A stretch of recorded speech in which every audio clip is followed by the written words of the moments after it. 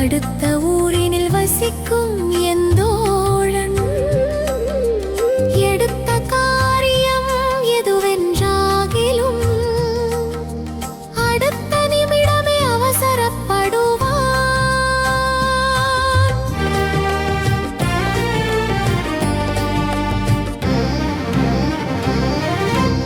அவனின் தாத்தா அவனிடம் ஒரு நாள் இனிய மாங்கனி ஒன்றினை கொடுத்தார். கனிய மாங்கனி இனிப்பினை சுவைத்தே விதையினை தாத்தா சொற்படி நட்டார்.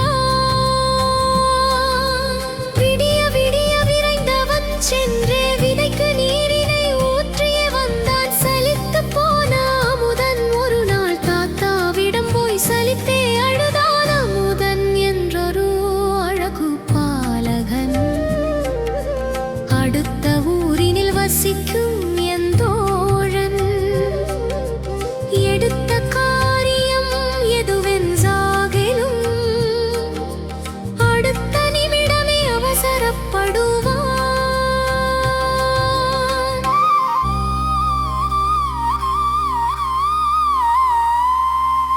இன்னும் விதையேன் முளைக்கவே இல்லை என்றே சினமோடு தாத்தாவை நொந்தான். கண்ணே பேரா கவலை கொள்ளாதே,